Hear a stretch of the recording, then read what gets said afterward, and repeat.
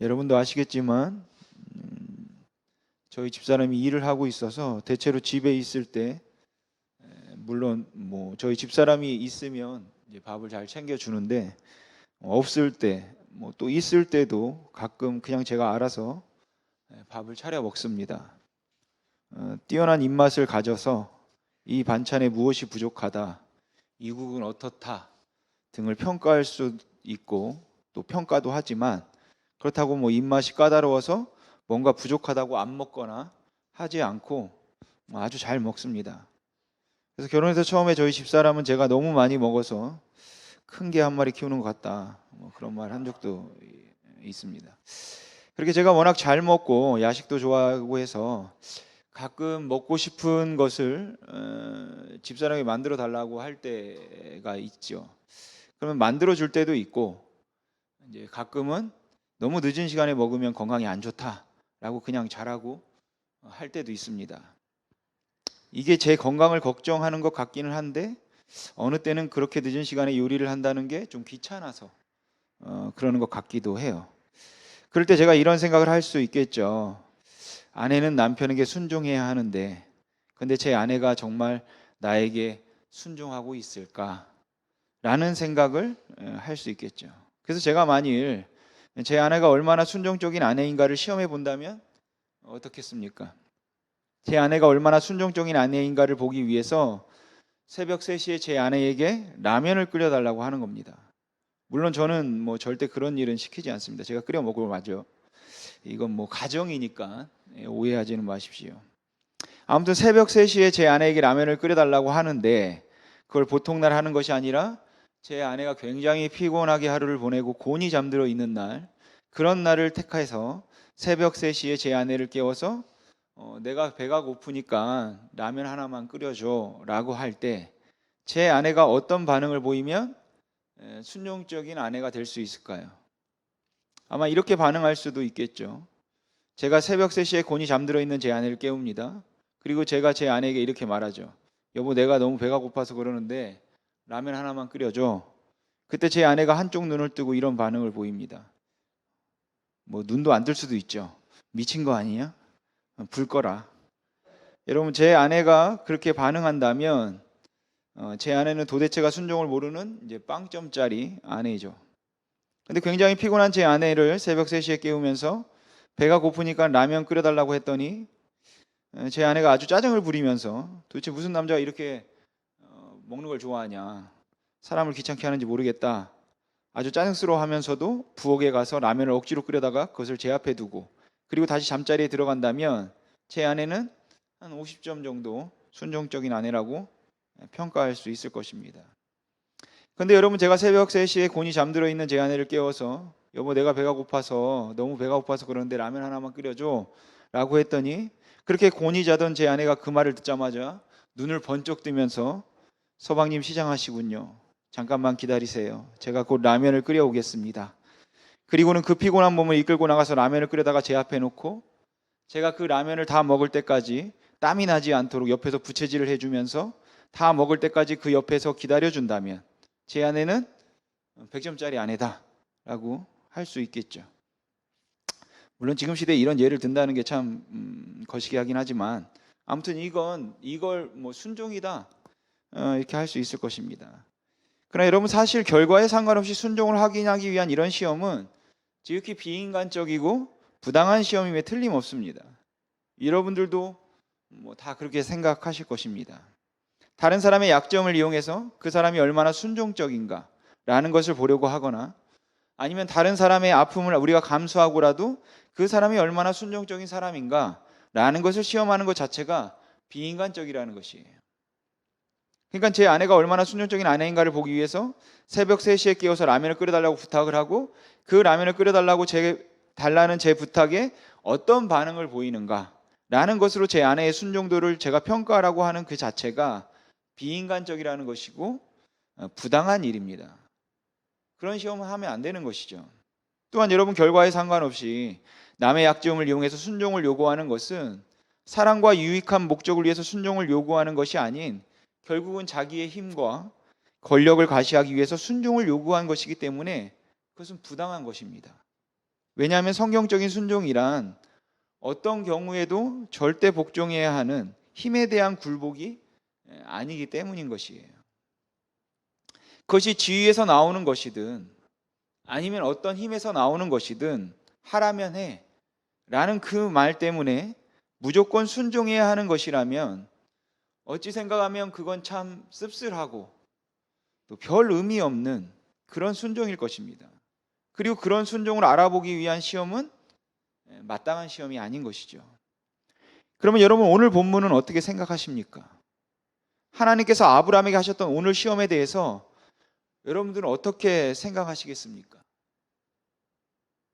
여러분 어쩌면 오늘 본문의 사건은 절대 복종을 최고의 미덕으로 생각하고 우리가 얼마나 하나님을 사랑하는가 라는 것을 하나님 앞에 증명하고 보이기 위해서 아무 말도 아무 변명도 어떤 항변도 없이 무조건 순종하는 것, 그것이 최고의 미덕이라고 생각하는 우리 기독교 안에 어쩌면 가장 큰 영향을 미친 사건일 것입니다.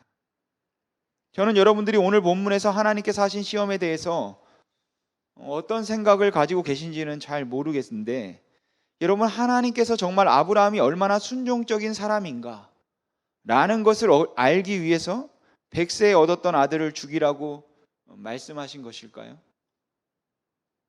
만약에 그렇다면 이건 불의한 일 아닙니까? 여러분 성경에 보면 하나님께서는 인신제사를 가증스럽게 여기신다고 하셨는데, 근데 지금 하나님께서는 아브라함에게 그 아들을 불에 태워서 제물로 바치라고 말하는 것입니다. 그러면 이럴 때 하나님의 사람들이라면 그 하나님 앞에서, 그 하나님의 불의 앞에서 이것은 불의한 일이라고 말해야 하지 않나요? 그렇게 하나님께서 아들을 죽이라고 하시면 그럼 하나님이 나에게 하신 언약은 어떻게 되는 것입니까? 라고 항변해야 하는 것 아닌가요?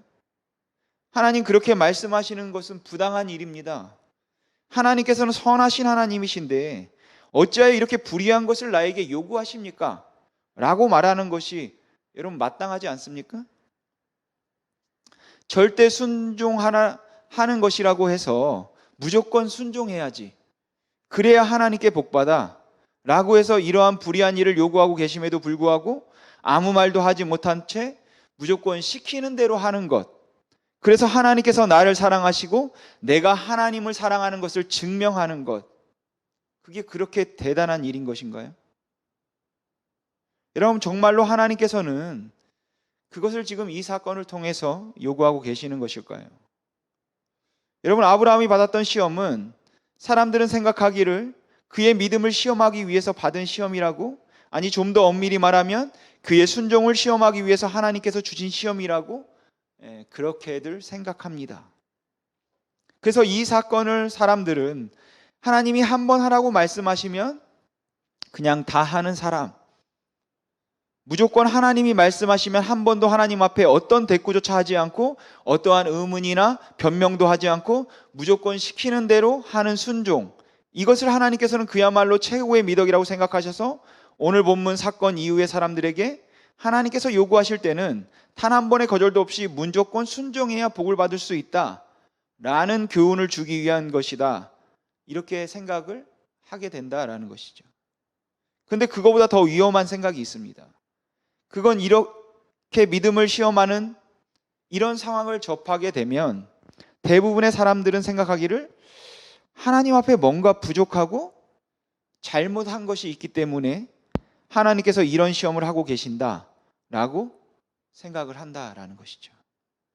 그래서 아브라함이 뭔가 하나님 앞에 부분을 보였기 때문에, 아브라함이 뭔가 잘못한 것이 있기 때문에 하나님께서는 그 아브라함이 정말 하나님께 순종할 것인지 아니면 하나님을 그 무엇보다 사랑하는지 한번 확인해 보고 싶어서 하나님께서 이 시험을 하셨을 것이다, 이렇게 생각을 하는 것이죠. 그럼 여러분 아브라함이 뭘 잘못했을까요? 우리가 쉽게 짐작해 볼 수 있는 아브라함의 잘못은 이삭을 너무 사랑한 겁니다. 100세의 아들을 얻다 보니까 그 100세에 얻은 아들이 너무너무 사랑스럽죠.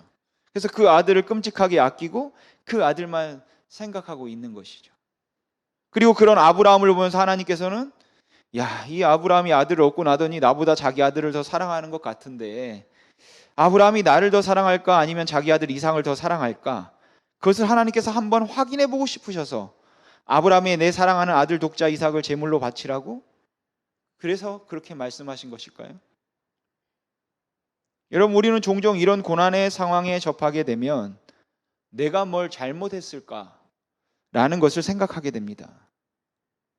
저는 고난을 겪을 때 나를 돌아보고 내가 무엇을 잘못했을까를 생각해서 잘못한 것을 하나님께 회개하는 경우들이 있음을 부정하진 않습니다. 그럴 수 있죠. 하지만 제가 말씀드리고 싶은 것은 우리가 당하는 모든 고난들이 전부 다 우리가 무엇인가를 잘못했기 때문에 그래서 하나님께서 우리에게 주시는 시련과 시험은 아니다라는 것이에요. 오늘 본문의 아브라함의 경우도 마찬가지라고 생각합니다. 그리고 이와 비슷한 경우가 창세기 15장 이야기일 것입니다. 여러분, 창세기 15장을 보시면 하나님께서 아브라함을 찾아오셔서 하나님이 아브라함에게 언약을 하십니다. 그 언약을 하실 때 아브라함이 하나님에게 무엇을 내게 주시겠습니까? 라고 묻죠. 그리고 이 물음에 하나님께서는 그 아브라함을 밖으로 나오라고 하셔서 하늘의 별들을 보게 하시죠. 그리고 내가 아브라함 너에게 자손을 주어서 하늘에 이 별들과 같이 많게 해주겠다 라고 말씀을 하십니다. 그리고 그때 아브라함은 그 약속을 믿었고 하나님께서 그 약속을 믿었던 아브라함을 의롭게 여기셨다라고 창세기 15장은 기록하고 있습니다. 그리고 그 약속을 믿은 아브라함에게 하나님께서는 말씀하시기를 여기 가나안 땅을 내가 너의 자손들에게 주시겠다고 하십니다. 그 말을 듣고 아브라함은 하나님께서 이 땅을 내게 주신다는 증거가 어디에 있습니까? 하나님께서 이 땅을 나에게 주신다는 그 증거를 보여주십시오 라고 말을 하죠. 그리고 그 말을 들은 하나님께서는 아브라함에게 3년 된 암소와 3년 된 염소와 3년 된 순양과 산비둘기와 집비둘기 새끼를 가져오라고 하십니다. 그래서 아브라함은 그 제물들을 가지고 오죠. 그리고 소와 염소와 양은 쪼개어 놓고 새는 쪼개지 않죠. 근데 그리고 나서가 문제입니다. 그렇게 그 짐승들을 쪼개 놓았는데 자꾸 솔개가 와서 그 제물을 먹으려고 찝쩍거리는 것이에요. 그래서 아브라함은 그 솔개를 쪼는데 하나님께서 빨리 응답하지를 않으시는 것입니다. 그렇게 빨리 응답하지 않아서 아브라함은 기다리다 지쳐서 깊은 잠에 들게 됩니다. 그리고 깊은 잠이 들고 난 다음에 하나님께서 아브라함에게 나타나셔서 말씀을 하시죠. 그런데 그때 하신 말씀이 너무도 충격적인 말씀입니다. 내 자손이 이방의 객이 될 것이고 그렇게 이방의 객이 되어서 이방을 섬기는데 400년 동안 종살이를 하게 될 것이다. 그러다가 큰 민족이 되어서 나오게 된다. 이 말씀을 하세요. 그리고 이 말씀을 아브라함이 듣죠. 여러분은 어떠신지 모르겠지만 저는 이 말씀을 읽을 때 어떤 생각이 들었냐면 아브라함에게 그 자손을 하늘의 별과 같이 많게 해주시겠다고 했던 그 하나님이 도대체 아브라함이 뭘 잘못했길래 하나님께서는 이 아브라함에게 나타나셔서 이제는 그 자손들이 400년 동안 이방의 객이 되어서 종살이를 하게 될 것이라고 말씀하셨을까라는 것이에요. 여러분, 뭘 잘못했을까요? 제가 접했던 다른 설교들을 통해서 보면 보통 3가지 정도의 잘못이 있다고 합니다. 첫 번째는 하나님께서 아브라함에게 이 땅을 주겠다고 말씀하실 때 아브라함이 아멘 했어야 하는데 그렇지 않고 증거를 보여달라고 말했다는 것이에요. 하나님께서 증거를 보여달라고 말했기 때문에 하나님께 증거를 보여달라고 말했기 때문에 하나님께서 언짢으셨다라는 것입니다. 그냥 복종하면 되는 것이지 내가 그렇다고 하면 아멘 하면 되는 것이지 그 증거를 보여달라니 저렇게 불신하고 저렇게 순종하지 않을 수 있냐라고 생각하신 것이죠. 정말 그렇습니까? 여러분, 욥은 하나님께 어떻게 했습니까? 하박국은 어떻습니까? 에레미야는 어떤가요? 악인들이 형통하는 것을 보고 의인들이 고난당하는 것을 보면서 하나님 어찌하여서 악인이 형통함을 그냥 보시느냐고 하나님 앞에 항변하고 하나님 앞에 질문했던 그 선지자들을 여러분 기억하실 것입니다. 여러분, 당연히 그래야 하는 것입니다. 왜인가를 물어야 하는 것이에요. 여러분, 무조건 침묵하고 신앙생활 하는 것이 아니라 차라리 욥처럼 하나님 앞에서 고난을 당하면 하나님 어찌하여 나에게 이 고난을 주느냐고 하나님 앞에 이런 물을 수 있기를 바랍니다. 물론 우리가 그렇게 묻고 항변하는 것이 어떻게든 하나님과의 대결에서 하나님을 설득해 보겠다, 그런 의도이면 안 되겠죠. 욥이 자기가 당하는 고난의 원인이 무엇인가 라는 것을 찾았던 것이 아니라 내 고난 가운데도 하나님은 그 고난 가운데도 계십니까? 라는 것을 물었던 것처럼 우리는 그 질문을 해야 된다고 생각합니다. 그러니까 여러분, 하나님 앞에서 질문하는 것들이 죄가 되어서 그게 하나님이 기분 나쁘셔서 종살이 하겠다고 말씀하신 건 아닌 것이죠. 두 번째는 제사를 하겠다고 각을 떠놓고 제사하는 중에 깊은 잠에 들었기 때문이라는 것입니다. 제가 설교하는데 꾸벅꾸벅 조는 분들은 400년 종살이 합니다. 지금 예배를 하고 있는데 말씀을 듣고 있는데 자꾸 꾸벅거리면서 존다. 하나님이 그건 못 보시는 것이죠. 아브라함이 제사를 드리는 중에 하나님의 그 응답이 좀 지체되더라도 좀 기다렸어야 하는데 그걸 기다리지 못하고 깊은 잠에 들었더니 하나님이 언짢으셨던 것이죠. 그래서 하나님께서 그 아브라함을 징계하시고 책망하셨다고 생각하는 그런 경우일 겁니다. 정말 그렇습니까? 우리 하나님이 그런 분인가요? 그렇지 않죠. 여러분, 피곤하면 졸 수 있습니다. 잘 수 있어요. 절대로 하나님께서 어떻게 안 하십니다. 마지막 이유는 다른 짐승들은 다 각을 떴는데 새는 각을 뜨지 않았기 때문이라는 것입니다. 그러니까 큰 죄들은 회개를 하면서 작은 죄들은 회개를 하지 않았기 때문에 하나님께서 400년 존살이하게 하셨다라는 것이에요. 살인죄, 간음죄 이런 것들은 다 하나님 앞에 회개해 놓고 오늘 아침에 거짓말한 거, 오늘 차를 운전하고 오면서 돌지 말아야 되는 데서 돈 것, 다툰 것, 이런 다 400년 종살이감입니다. 그렇습니까? 그렇지 않습니다. 사실 제사법을 보면 비둘기는 쪼개지 않게 되어 있습니다. 여러분, 하나님께서 말씀하시는 것은 사실 아브라함의 자손이 왜 이런 고난을 당하는가라는 것이 아닙니다. 하나님께서 이 사건을 통해서 하나님께서 아브라함의 자손으로 하여금 큰 민족을 이루게 하셔서 출애굽을 시키시고 그 후에 다시 이 가나안 땅에 들어오게 하도록 하기 위한 그 하나님의 원대한 계획 가운데서 비록 고난이 있을 것이지만 400년 동안 기다려야 하는 시간이 있겠지만 그럼에도 불구하고 이 약속은 틀림없이 이루어질 것이다 라는 것을 말씀하고 싶으신 것이에요. 그래서 하나님께서 400년 종살이라고 말씀을 하신 후에 일방적으로 횃불이 그 제물 사이를 지나간 것입니다. 그 언약에 인을 치기 위해서 하나님께서 언약식을 하신 것이죠. 일방적으로. 다시 말해서 고난이 있을 것이고 어려운 일이 있을 것이고 힘든 일이 있겠지만 결코 낙심하지 말고 두려워하지 말 것은 내가 너하고 약속한 것은 반드시 이루어진다. 이 땅은 반드시 내 자손에게 주겠다. 그것이 하나님께서 하신 약속이라는 것이에요. 그러니까 여러분, 아브라함이 뭘 잘못했는가 라는 것을 말하고 있는 게 아니라 오히려 하나님께서 얼마나 성실하게 그 약속을 지켜주실까라는 것을 말하고 있는 것이에요. 근데 우리는 어떤 때 이 하나님을 너무 두려워한다라는 것이죠. 물론 하나님이 우리를 벌하시자면 할 말이 없죠. 우리는 우리가 가지고 있는 죄성 때문에, 아니 우리가 범했던 그 죄악들 때문에 하나님께서 우리를 그렇게 우리의 죄대로 다루시면 할 말이 없습니다. 그래서인지 우리는 그렇게 아무도 우리가 하나님 앞에 설 수 없기 때문에 모두가 다 두려움 가운데 하나님께 순종하고 하나님께 잘 보이려고 애를 쓰고 있는 것 같다라는 것이에요. 그리고 그런 생각들 때문에 오늘 본문의 이 아브라함을 시험하시는 사건에서도 하나님은 도대체 왜 아브라함에게 자기의 자식을 죽이라는 끔찍한 요구를 하시고 그의 순종을 확인하시길 원하셨을까라고 보게 된다라는 것입니다. 그러나 여러분, 오늘 본문은 그렇게 보지 말고 구속사적 의미에서 살펴봐야 된다라는 것이에요. 여러분, 아브라함이 가장 편안할 때 하나님께서 아브라함을 부르셨습니다.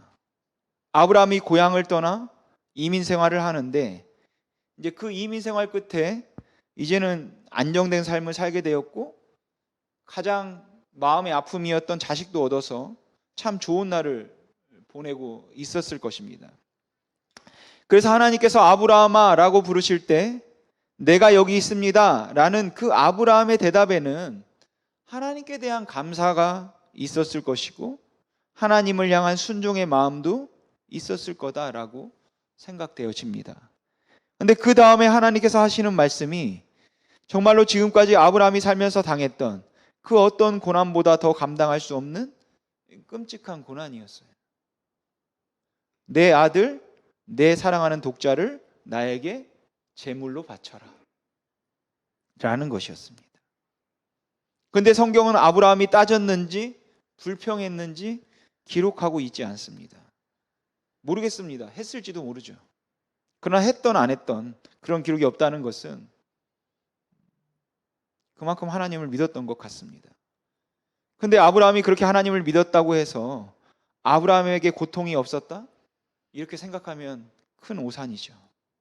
여러분, 아브라함이 콧내로 부르면서 하나님께서 내게 말씀하셨으니까 내가 내 아들이라 할지라도 하나님께 드려야지, 룰루랄라 하면서 하나님이 달라고 하시면 뭐든지 드립니다, 그런 순종하는 기쁨의 마음이 그에게 있었다고 생각하십니까?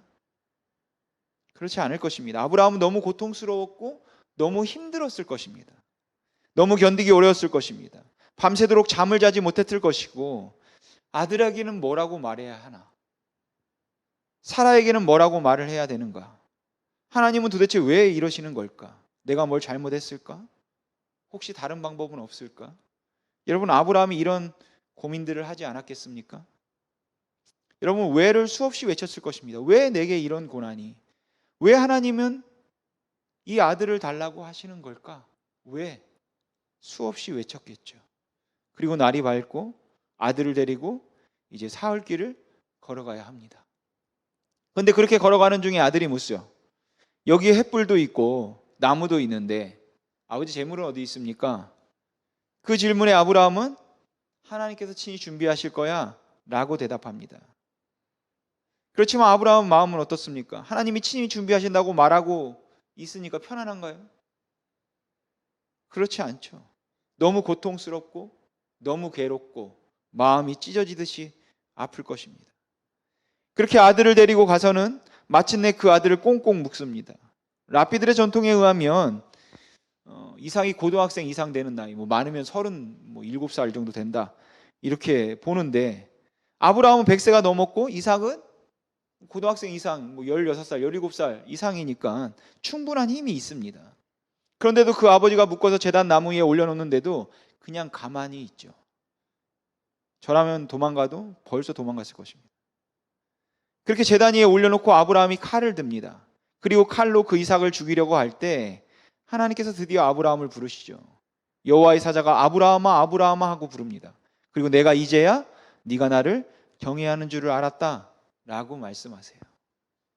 그런데 여러분, 하나님께서 지금 이 아브라함의 손을 잡으시면서 하시는 말씀이 아브라함아 아브라함아 이제 됐다, 이제 그만해라, 그리고 기분 좋게 껄껄 울으셨다면, 나는 네가 자꾸 네 아들하고 너무 사이좋게 지내길래, 네가 아들을 너무너무 사랑하는 것 같길래 네가 정말로 나를 더 사랑하는지 네 아들을 더 사랑하는지 내가 한번 시험해보고 싶었다. 그런데 역시 너는 내 사람이구나. 네 아들보다 나를 훨씬 더 사랑하는구나. 야, 너는 정말 나를 사랑한다. 이제 됐다. 기분 좋다 하고 하하하 웃으셨다면, 저는 하늘을 향해서 주먹을 날릴 것 같습니다. 하나님, 이러실 수는 없습니다. 이런 시험은 부당한 겁니다. 어떻게 이렇게 내 마음을 아프게 하고 내가 하나님을 얼마나 사랑하는지를 하나님께서 모르지 않으실 텐데, 그 아들을 죽이라는 이 아픔과 고통을 통하여서 결국 하나님께서 하고자 하셨던 것이 내가 얼마나 순종하는 사람인가를 확인하고자 하셨던 것입니까? 저는 그랬다면 그때 분노했을 것 같아요. 그 하나님의 인격에 대해서 아주 전면적인 회의를 하기 시작했을 것 같습니다. 여러분, 하나님은 아브라함의 순종이 기쁘셨을지 모르겠습니다. 그러나 하나님은 그 모습을 보며 통쾌하게 웃을 수 없었습니다.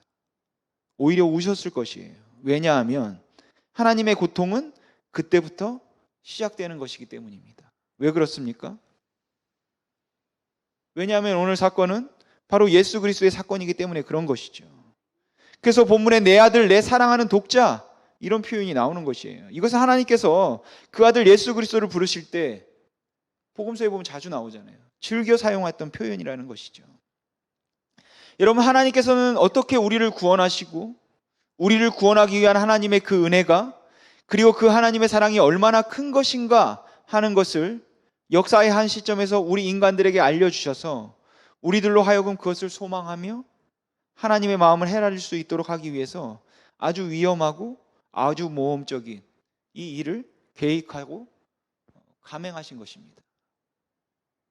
여러분, 그 아들을 제물로 바치는 것은 불의한 일이고 하나님께서 가증스럽게 여기는 일이었음에도 불구하고 아브라함에게 네 아들을 제물로 바치라고 말씀하시므로 하나님께서는 아브라함뿐만 아니라 그 이후에 하나님의 백성들에게 하고 싶으셨던 말씀은 내가 너희들을 위해 준 아들, 그 아들이 바로 이런 아들이라.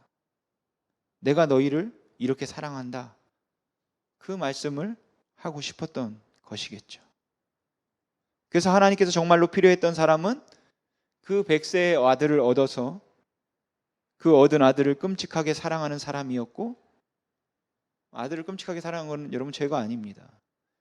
그렇게 아들을 끔찍하게 사랑하는 사람이었고, 그 아버지의 말이라면 무조건 순종할 수 있었던 아들, 그 아버지를 신뢰할 수 있는 아들을 둔 사람이었고, 그리고 또한 하나님의 말씀을 믿어서 너무 힘들고 너무 아프고 너무 고통스러움에도 불구하고 그 하나님에 대한 신뢰가 있기 때문에 그 하나님을 믿어서 하나님의 말씀에 순종해 줄 수 있는 사람이었던 것입니다. 그리고 그 사람을 통하여서 하나님께서는 어떻게 인간들을 구원하는가 라는 하나님의 구원 계획을 우리에게 알려주시고, 하나님이 우리에게 주신 그 아들이 바로 아브라함에게 주셨던 이삭과 같은 그러한 내 아들, 내 사랑하는 독자라는 하나님의 마음을 우리에게 전하고 싶었던 것이에요. 여러분, 하나님께서 독생자 예수 그리스도를 십자가에 못 박아 달고 저주하실 때 어차피 사흘 만에 다시 살리실 것이니까 큰 부담 없이 가벼운 마음으로 하셨을까요? 그렇지 않습니다. 여러분, 역사상 아들을 향한 이 하나님 아버지의 마음을 가장 잘 표현해 준 사건이 있다면 오늘 본문 이 100세에 얻은 아들을 제물로 바치려 했던 아브라함의 마음일 것이에요.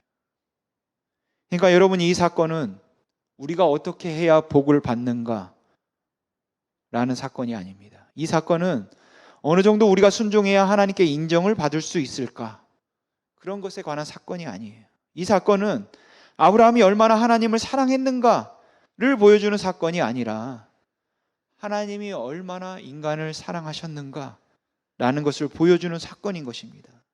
이 사건은 얼마나 아브라함이 순종했는가를 보여주는 사건이 아니라 그 아들 이삭이 어떻게 아버지에게 순종했는가라는 것을 보여주는, 궁극적으로 예수 그리스도의 순종을 보여주고 있는 사건이다라는 것입니다.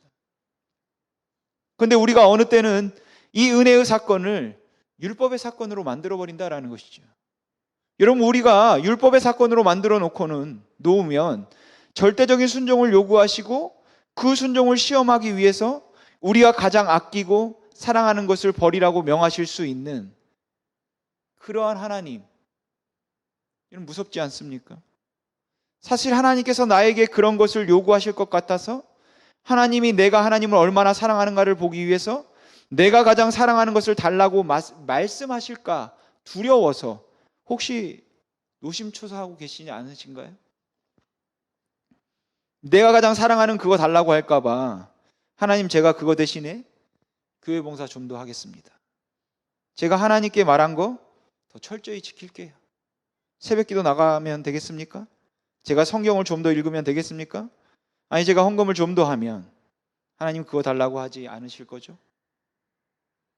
그래서 하나님께서는 내가 무엇을 너무 사랑하고 좋아하는 것 같으면 그거 달라고 하실까 봐 그 두려운 마음 때문에 하나님 앞에서 순종하는 모습을 보이고 그걸 위해 애쓰고 있는 사람들을 보면 그들은 이 은혜의 사건을 율법의 사건으로 읽음으로 하나님께서 우리에게 주신 진정한 자유를 놓치고 있다라는 그런 생각이 든다라는 것이죠.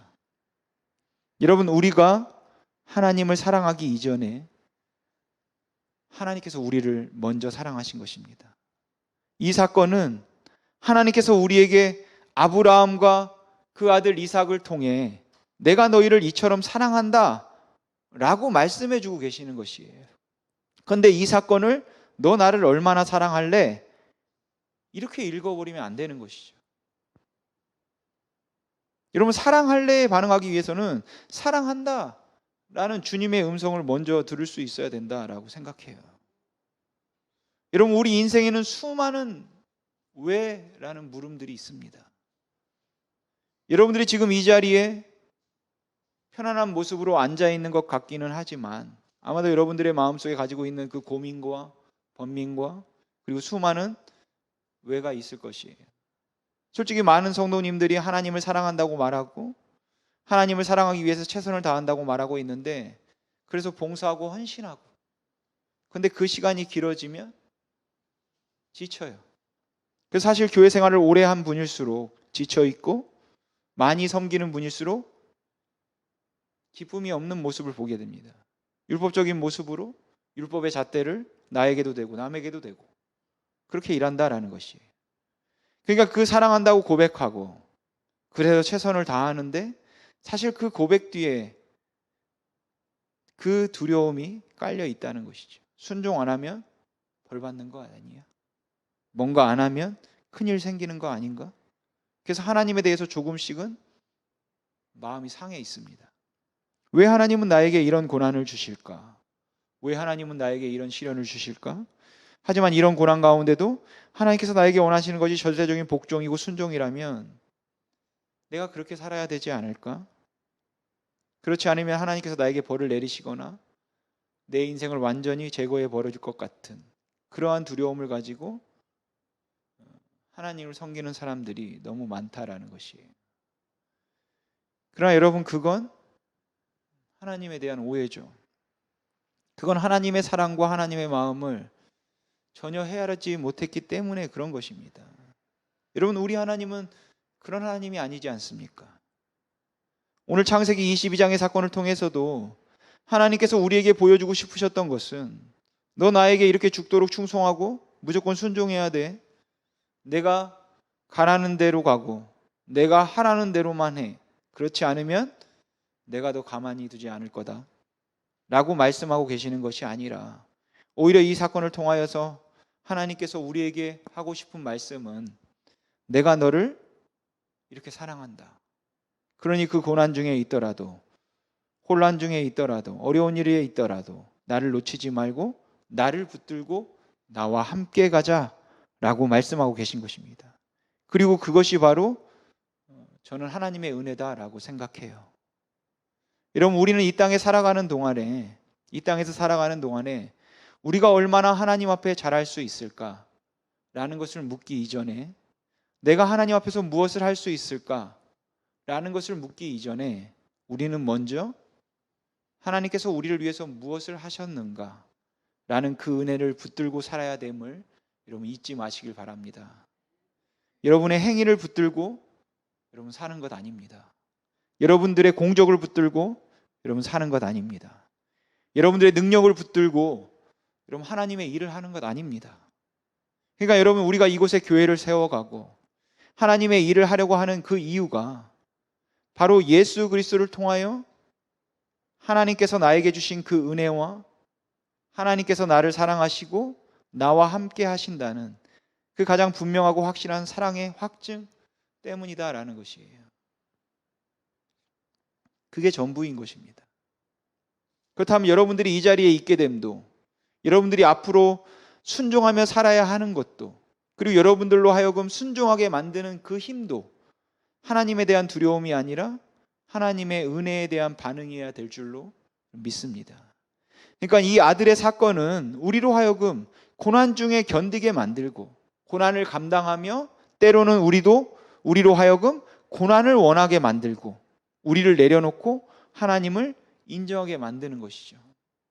우리는 종종 은혜를 받자, 은혜 받았습니다 라는 말을 많이 씁니다. 우리는 종종 집회 같은 곳에 가서 야, 우리 한번 화끈하게 은혜 한번 받자, 그 은혜 때문에 우리가 남은 한 해를 잘 견뎌보자 라는 말을 종종 하기도 하죠.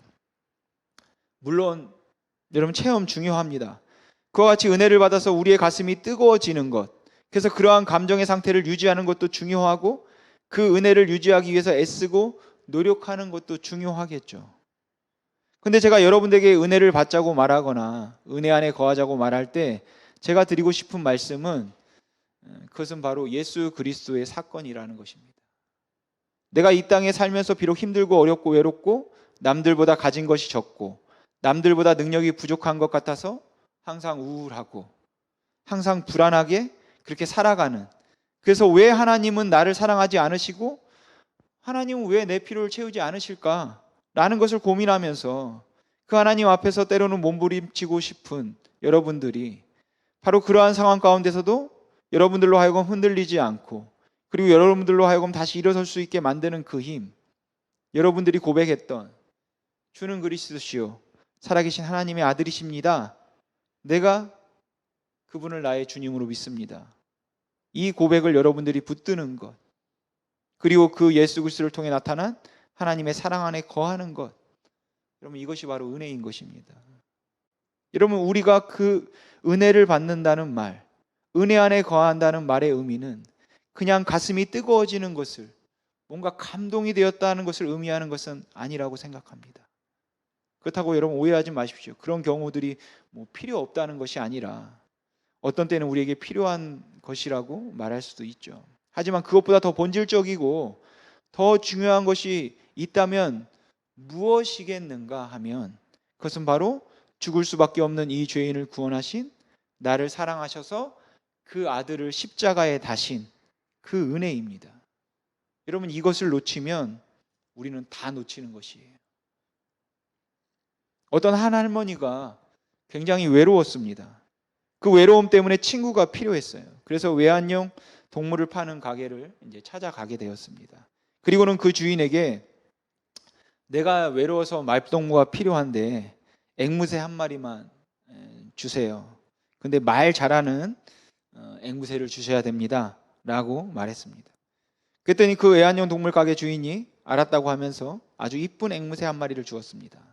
그저 할머니는 재차 이 앵무새가 말을 잘해야 합니다 라고 물었습니다.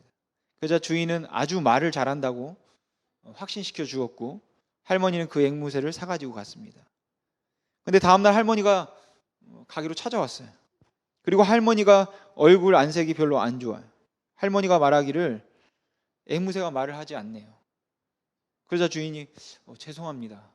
근데 혹시 그 새장에 그네가 있습니까? 그네 없는데요. 그네를 하나 사가시죠. 새들은 그네를 타면서 기분이 좋아지면 말을 할 겁니다. 그래서 할머니가 그네를 사가지고 갔습니다. 근데 다음날 할머니가 또 찾아왔습니다. 그리고 할머니가 말합니다. 아직도 말을 하지 않습니다. 정말 죄송합니다. 혹시 새장 안에 사다리가 있습니까? 사다리 없는데요. 새들은 사다리를 오르락 내리락 하면 기분이 좋아져서 말을 하기도 합니다. 사다리를 사가시죠. 그러면 새가 말을 할 겁니다. 그래서 할머니는 사다리를 사가지고 왔습니다. 근데 다음날 할머니가 또 찾아왔습니다. 그리고 말합니다. 아직도 앵무새가 말을 하지 않습니다. 아, 그래요? 혹시 새장에 거울이 있나요? 거울 없는데요. 새들은 거울을 보면 친구를 보는 것처럼 말을 하기도 합니다. 거울 하나 사가십시오. 거울 가져가면 틀림없이 말할 겁니다. 별로 기분이 좋진 않았지만 할머니는 거울을 사가지고 왔습니다. 그리고 다음날 할머니가 다시 가게에 찾아왔습니다. 완전히 안색이 바뀐 채로. 주인이 웃습니다. 새가 말했습니까? 그러자 할머니가 아주 풀이 죽은 목소리로 대답합니다. 아니요, 새가 죽었습니다.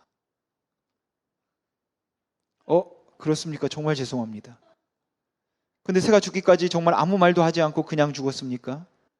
그러자 이 할머니가 말하기를 아니요, 새가 죽기 전에 딱 한마디 하고 죽었습니다. 뭐라고 그러던가요? 새가 말하기를 그 가게에 먹을 건 팔지 않던가요? 그 말 한마디 하고 죽었습니다. 새가 굶어 죽었습니다. 그 새가 말을 하도록 하기 위해서 그네도 갖다 놓고 사다리도 갖다 놓고 거울도 갖다 놓았는데 먹을 걸 주지 않아서 죽었습니다. 저는 이 이야기가 오늘날 우리 교회에 같다, 아니면 우리 신앙의 모습과 같다라는 생각이 들기도 합니다. 교회를 성장시키기 위해서, 아니면 여러분들이 좀 더 성공적인 삶을 살기 위해서, 인정받는 신앙생활을 하기 위해서 굉장히 바쁘게 사다리, 그네, 거울 준비하느라고 정작 우리를 이 자리에 있게 만든 은혜를 잃어버리고 있다라는 것이에요. 그 은혜가 식었는데, 그 은혜가 메말랐는데, 그 예수 그리스도께서 나를 위해서 십자가에 죽으셨고, 예수 그리스도 때문에 내가 새로운 인생을 찾았고, 내가 예수를 주라고 부름으로 이제는 내가 산 것이 아니요 그리스도께서 내 안에 사신 것이라는 그 고백을 붙들고 저와 여러분이 이 자리에 있는데, 그런데 사역에 바빠서, 아니면 우리의 삶에 지쳐서든, 아니면 때로는 그 생업 때문이든 너무 많은 경우에 우리는 살아가면서 그 은혜가 바짝바짝 메마르고 있는데도 불구하고 우리는 그냥 다른 일로 너무 분주해서 가장 본질적이고 가장 중요한 이 은혜를 놓치고 있다라는 것이죠. 교회가 그 순종을 요구하느라고 어떻게 하면 하나님 앞에 더 순종해서 더 많이 드릴 수 있는가라는 것을 요구하느라고 그 순종을 가능하게 만든 그리스도의 이 아들의 사건을 놓치고 살아가고 있는지도 모르겠다라는 것이에요. 여러분, 지금 현재 여러분들은 어떻습니까? 여러분의 마음속에 내가 그리스도 은혜 안에 있으니 살아도 주를 위해 살고 죽어도 주를 위해 산다라는 그 고백이 여러분 살아 있습니까? 내가 지금 이 자리에 있음은 바로 예수 그리스도의 순종과 그 죽으심과 다시 사심을 통하여 내게 주신 생명이다 라는 그 고백이 여러분들 안에 있냐라는 것이, 우리가 그 고백 다 잊어버린 채, 그 고백 다 시들어버린 채 그냥 열심히만 뭔가를 해야 될 것 같고, 그리고 너무 분주하게 너무 많은 것들에 치여서 살아가고 있는 우리의 모습이 때로는 본질을 놓친 것 같지는 않냐라는 것이죠. 그래서 우리는 우리로 하여금 많은 순종들을 요구하고 있지만 정작 가장 중요한 그 아들의 순종을 놓치고 있는 것은 아니냐라는 것입니다.